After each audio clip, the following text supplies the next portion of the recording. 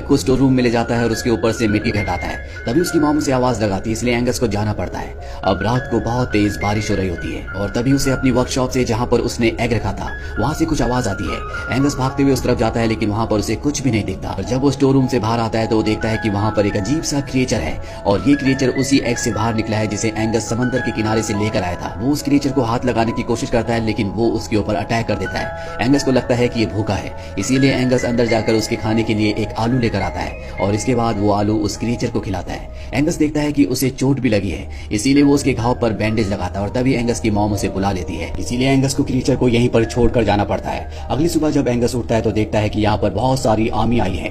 दरअसल इस समंदर के किनारे रहते हैं, इसीलिए यहाँ पर यूनाइटेड किंगडम की आर्मी आई होती है ताकि वो समंदर पर नजर रख सके कि कहीं जर्मनी यहाँ से इनके देश के अंदर एंटर न कर जाए। दरअसल जंग के माहौल में ये सब आम बातें हैं। आर्मी वाले कहीं भी आ जाते हैं, किसी के भी घर पर रहते हैं और अब आर्मी वाले इनके घर पर भी रहेंगे।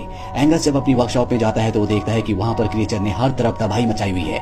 दरअसल क्रिएचर बहुत भूखा होता है। एंगस के घर में चारों तरफ आर्मी है, इसीलिए उसे खाने के लिए घर पर कुछ भी नहीं मिलता। वो गार्बेज का बॉक्स लाकर क्रिएचर के सामने रख देता है। क्रिएचर उसके अंदर घुसकर खाने की सारी चीजें खा लेता है। अब इसका नाम एंगस क्रूसो रखता है। क्रूसो और एंगस बहुत अच्छे दोस्त बन चुके हैं। साथ ही एंगस को एहसास होता है कि इसे पानी की जरूरत है, इसीलिए एंगस क्रूसो को पानी के अंदर डाल देता है। पानी के अंदर जाने के बाद क्रूसो बहुत खुश होता है। अब यहाँ पर एंगस के घर में एक लड़का आता है जिसका नाम लुइस है।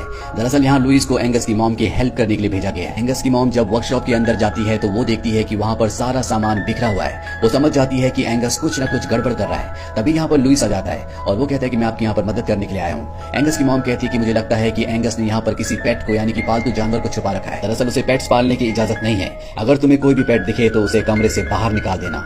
इसके बाद एंगस की मॉम चली जाती है और लुइस वहाँ पर सफाई करना शुरू कर देता है। तभी एंगस वहाँ पर आता है और वो देखता है कि वहाँ पर उसका क्रूसो कहीं भी नहीं है। लुइस एंगस को वहाँ से डांट कर भगा देता है क्योंकि वो सफाई कर रहा होता है। हालांकि एंगस अपने क्रूसो को ढूंढने की कोशिश करता है, लेकिन उसे क्रूसो कहीं भी नहीं मिलता।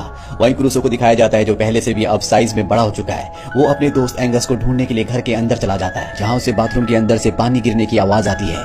क्रूसो पानी की आवाज से बाथरूम में बाथटब के अंदर चला जाता है और तभी एंगस की बहन बाथरूम में जाती है और जब वो क्रूसो को देखती है तो वो चिल्लाकर वहाँ से भाग जाती है। एंगस अपनी बहन की आवाज सुनकर उसके पास आता है और उसे बाथरूम में लेकर आता है, जहाँ पर क्रूसो बाथटब में होता है। वो अपनी बहन से कहता है कि तुम क्रूसो के बारे में कभी किसी को कुछ मत बताना। पहले तो उसकी बहन मना करती है, लेकिन बाद में वो मान जाती है क्योंकि एंगस हमेशा उदास रहता था, पर अब वो खुश है।